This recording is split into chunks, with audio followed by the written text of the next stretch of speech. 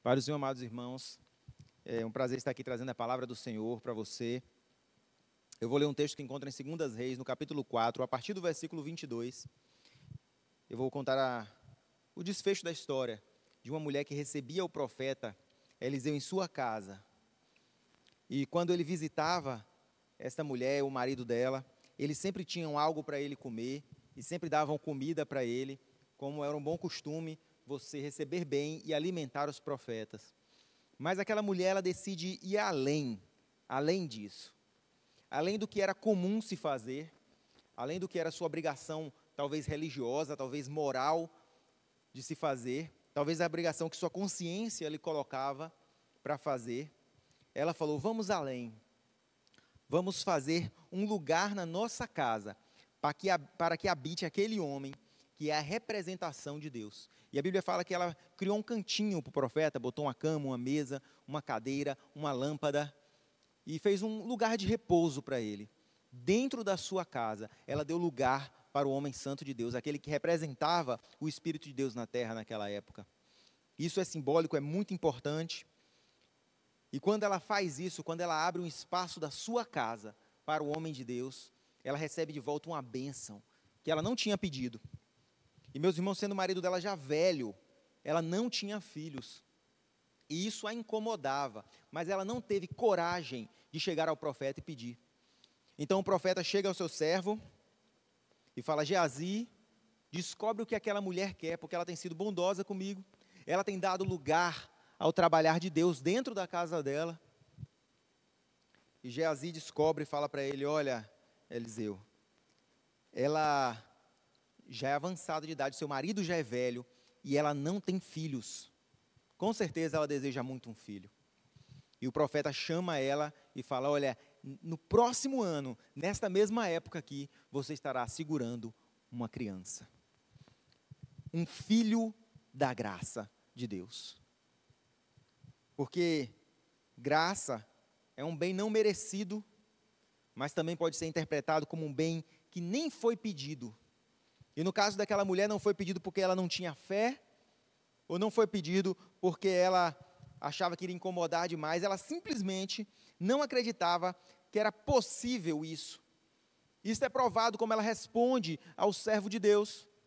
Ela fala com ele: não brinca comigo, não mintas para mim. Porque era um pouco demais para ela, naquela situação, segurar um filho.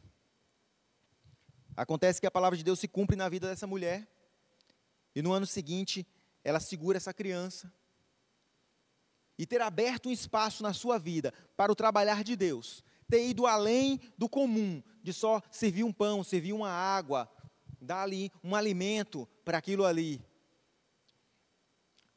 fez fruto na vida dela, um filho da graça. Ela foi agraciada com um filho que ela nem teve coragem de pedir, porque talvez se Eliseu chegasse para ela e falasse: o que é que você deseja? Ela falaria: olha, eu desejo que meu marido viva muitos mais anos, eu desejo que a gente continue próspero, eu desejo que a bênção de Deus esteja na minha vida, eu quero saúde.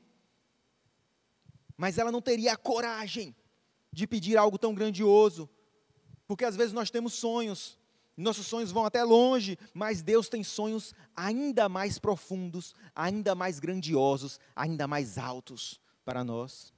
E o sonho de Deus na vida daquela mulher era aquele filho, algo que ela não teria coragem, porque quando é prometido para ela, ela fala: não brinca comigo, não faz isso com os meus sentimentos, não me promete algo que não pode acontecer, porque eu creio em Deus, eu sou uma mulher de fé, mas existe limite para essas coisas. E você vem falar comigo de um filho já nessa idade, já nessa situação, você vem falar de mim de um grande projeto, de algo grandioso na minha vida, daqui a tão pouco tempo, não pode ser possível.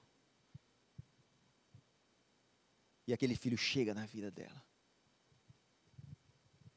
Meus irmãos, ela não abriu um espaço na sua casa, pensando em ganhar algo. Ela não colocou ali utensílios para aquele profeta, pensando no seu próprio benefício. Ela já era alguém que o ajudava, que o abençoava, que ajudava a obra de Deus, que abençoava a obra de Deus, externamente, com algo perene como comida, com algo que talvez não fizesse diferença na despensa dela, mas agora ela marcou o território, agora ela separou um canto, agora era algo separado para Deus dentro da casa dela. E Deus abriu as portas de bênçãos. E ela recebe aquilo que o dinheiro não poderia comprar, um filho. Acontece que, com o passar do tempo, o menino vai crescendo. E um dia o pai o leva para o trabalho, para o meio do campo. E a palavra de Deus diz que esse menino passa muito mal quando está no meio do campo. E o pai fala, manda entregar ele à mãe porque ele não está passando bem. E levam ele até a mãe, mas ele já está muito ruim, com dores de cabeça. E de repente esse menino morre. Aquele sonho que foi entregue para ela, sem que ela pedisse, morre. Deixa de ter vida. E aquela mulher vê em seus braços aquele menino morto, aquele jovem morto. A Bíblia não fala quantos anos ele tinha, mas estava entre pré-adolescente e adolescente, que o pai levou para o trabalho, para aprender. E a palavra de Deus diz que agora, ela pega aquele sonho destruído e ela leva para o canto separado para o agir de Deus dentro da sua casa. Porque nós temos que escolher para onde nós levamos os nossos problemas, para onde nós levamos as nossas aflições. E se ela só desse de comer ao profeta durante todo esse tempo, aonde ela levaria aquele menino, aquele corpo? Mas agora ela sabe exatamente para onde ela leva o corpo. Fala, eu separei isso aqui, coloquei como primazia na minha vida, deixei um lugar isolado, para que eu tenha comunhão com Deus, para que eu tenha intimidade com Deus, e na hora que eu estou com um problema em mãos, e na hora que chega a aflição, e na hora que chega a tortura, é para lá que eu vou. E a palavra de Deus diz que ela deita o menino na cama do profeta, no lugar de repouso que ela separou junto de Deus, no lugar secreto, no lugar seguro, ela deita aquele corpo sem vida, porque o sonho que Deus lhe deu foi destruído. Porque aquilo que Deus sonhou na vida dela, porque era tão alto que ela não tinha coragem de sonhar, caiu por terra. Ela falou, eu nunca pensei em ter isso, eu nunca pensei em alcançar isso, mas eu alcancei, foi o sonho de Deus na minha vida, e agora caiu por terra. E ela leva isso para o seu canto, para o seu local de intimidade. Deita sobre a cama do profeta. E vai falar com seu marido. Em 2 Reis, capítulo 4, versículo 22, diz o seguinte, ela chamou a seu marido e disse, manda-me já um dos moços e uma das jumentas, para que eu corra e veja o homem de Deus e volte. Ela já estava profetizando que ela voltaria com o homem de Deus. E o seu marido responde da seguinte forma, por que vais a ele hoje? Não é lua nova nem sábado. E ela disse, tudo vai bem. Os diálogos presentes no capítulo 4 do livro de Reis, nos versículos 22 e 23, mostram a sabedoria desta mulher. Porque ela não revela ao marido o seu problema. Ela pede ajuda dele, pede os itens que ela precisa. Olha, eu preciso de um servo para levar aqui a jumenta, eu preciso de uma jumenta para me levar. Mas ela não fala do problema dele. Ela diz que ela vai até a presença de Deus, representada pelo profeta. E ele fala assim, ó, por que você vai até essa presença? Por que você vai até ele? Hoje não é lua nova, nem sábado. Isso demonstra a religiosidade do marido dela. Ele está falando assim, ó, hoje não é dia de culto, hoje não é algum feriado importante, hoje não é o dia que as pessoas normalmente se reúnem, hoje não é início de mês para você ter que tomar a Santa Ceia, hoje não é uma data que marcaram em um calendário para um jejum específico pela nação ou pela igreja. Por que está levantando essa oferta? Hoje não é o dia de você dar seu dízimo. Por que você está em jejum? Hoje não tem nenhum jejum programado.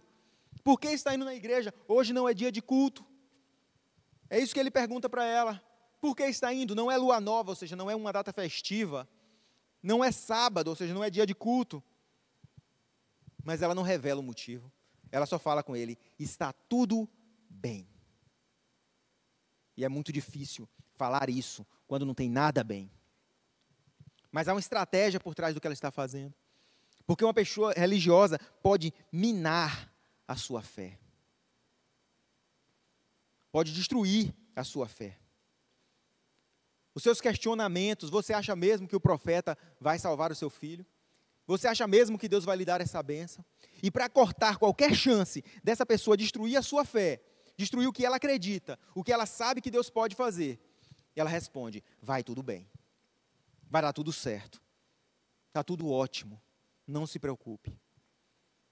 Antes mesmo de levar o problema à sua família, antes mesmo de preocupar o próximo, o seu marido, com os seus problemas, ela fala: eu vou levar o meu problema diretamente a Deus.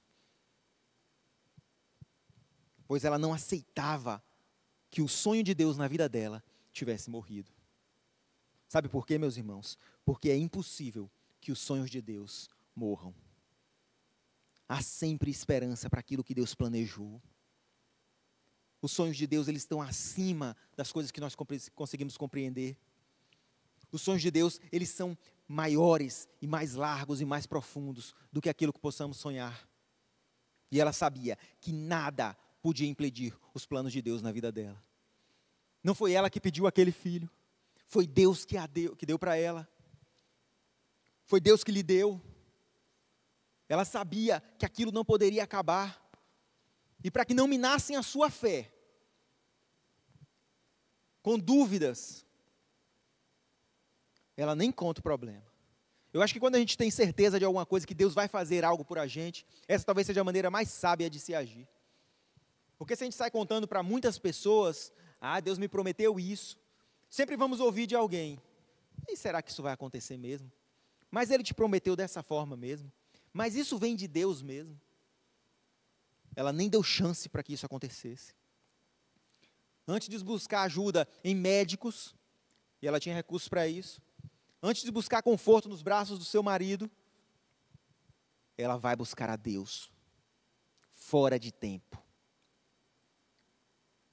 Eu não estou me preocupando se vai ter culto, ou se é dia de sacrificar.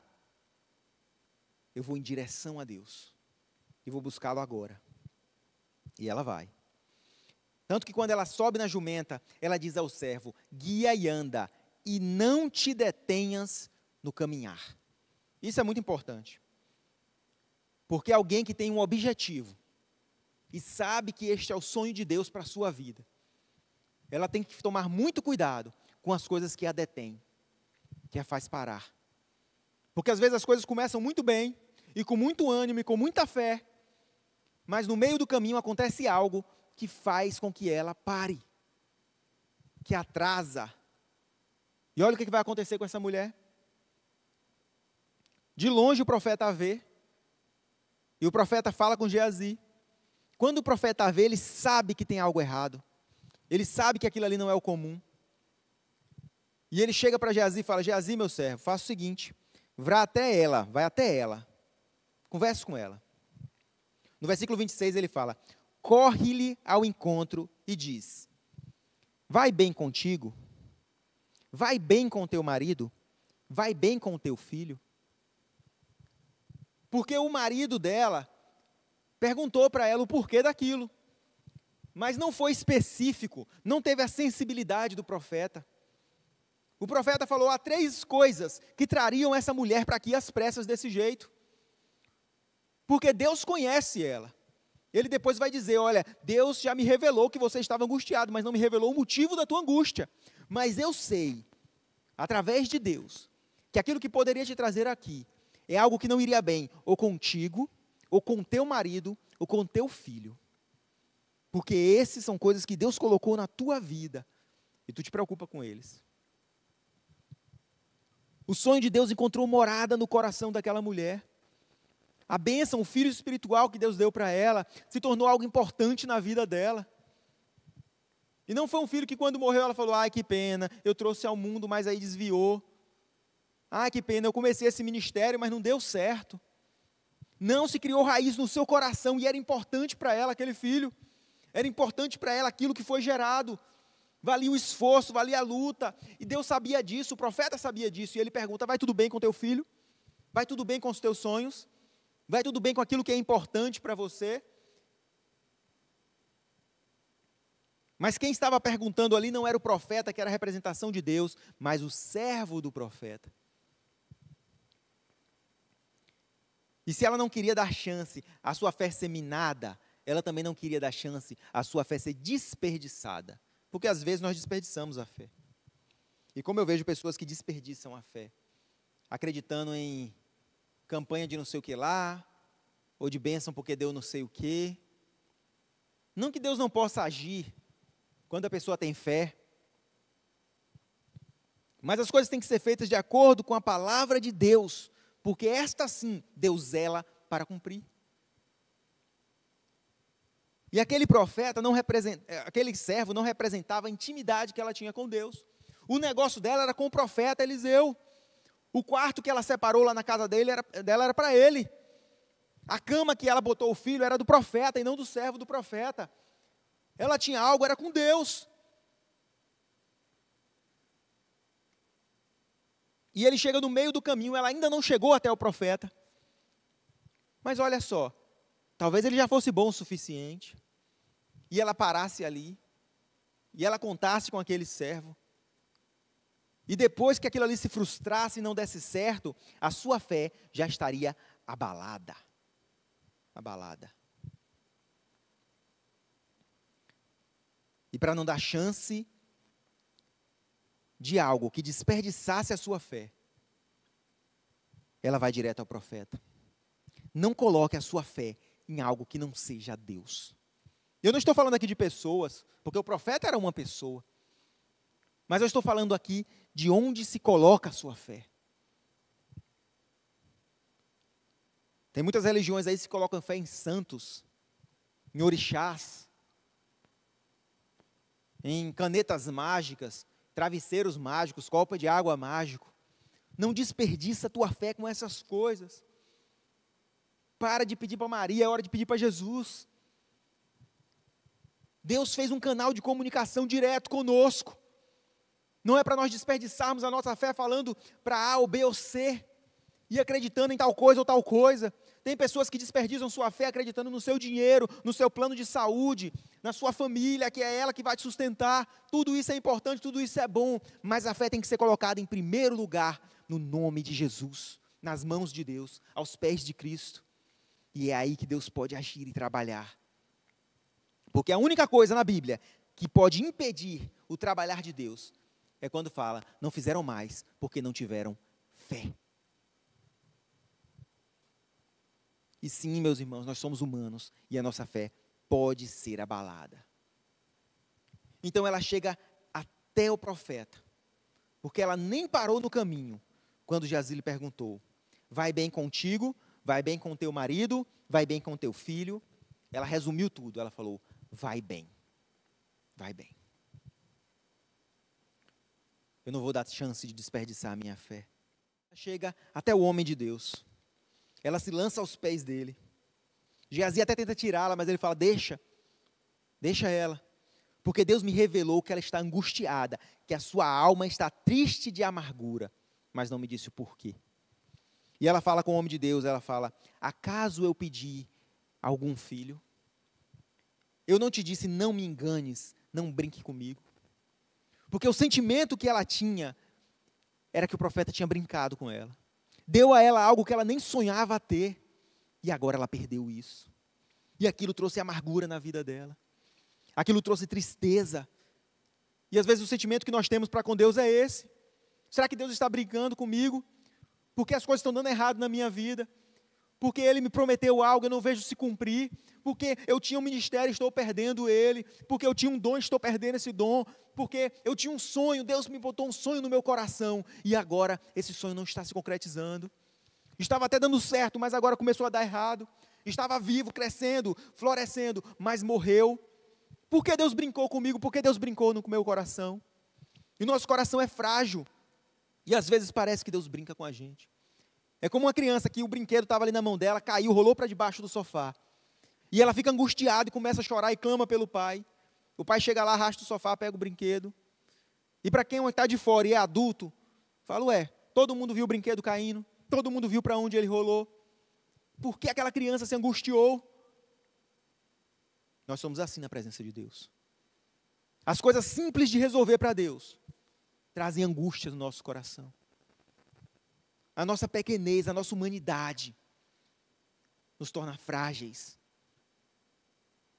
E ela fala com Deus, porque brincou com o meu coração. Poucas vezes a Bíblia relata que Jesus chorou, mas quando Jesus chora, nas histórias que estão na Bíblia, é pela sua preocupação ou pela sua empatia com outras pessoas. Ele sobe no madeiro, ele até fala da sua angústia, mas ele derrama mesmo lágrimas, é quando vê as irmãs de Lázaro chorando por sua morte, mesmo sabendo que Lázaro ia ressuscitar. A angústia do povo move o coração de Deus, o teu sofrimento move o coração de Deus. Deus incomodou o profeta, cuida dela, trata dela, porque ela está angustiada, mesmo sem revelar por quê. Deus queria que ela falasse com o profeta, que ela pedisse. Às vezes ele age dessa forma, mas não quer dizer que ele não se incomoda com a pessoa. E ela diz, por que brincaste comigo? Eu pedi para não me enganar. No versículo 28. O frágil emocional humano se machuca, se desilude com muita facilidade. E se isso não for cuidado, não for tratado, torna-se cascas, muros que tornam difíceis de ser penetrados. E aquela mulher estava para levantar um muro. Eu falei para não mentir para mim. Você me disse que não era mentira, eu acreditei. E eu criei aquele filho. Filho da graça, filho da bênção. Porque eu não tinha condições de tê-lo. E agora, quando ele cresce, acontece isso. Por que brincou comigo? Eu sei que esse sentimento bate no nosso coração. Mas Deus não brinca conosco. Ele não dá algo para que não seja concretizado. Ele não começa a segunda para que não chegue até o sábado. Ele não começa a obra para que não termina, porque é Ele mesmo que ensina. Antes de começar a obra, calcule para ver se você tem condições de terminá-la. Pois Deus tem condição de terminar a obra em todas as nossas vidas. De cada um de nós. Há condições para Deus de fazer a obra ser completa. Tanto nos nossos ministérios, como nas nossas vidas pessoais, como na nossa vida espiritual e com a nossa intimidade com Deus, nós precisamos de uma obra completa. Se ainda não terminou, não é hora de se desesperar, porque a única coisa, como eu disse, que pode impedir o agir de Deus é a falta de fé. Mas naquele momento, o desespero daquela mulher era até de se entender. Então o profeta pega o seu cajado, entrega na mão de Geazi e fala, corre até o menino e coloca o meu cajado sobre ele. E Geazi sai correndo. Mas aquela mulher ainda tem mais uma última lição para nos ensinar. Ela fala, olha, eu não vim até aqui para que tu mande Geazi até minha casa.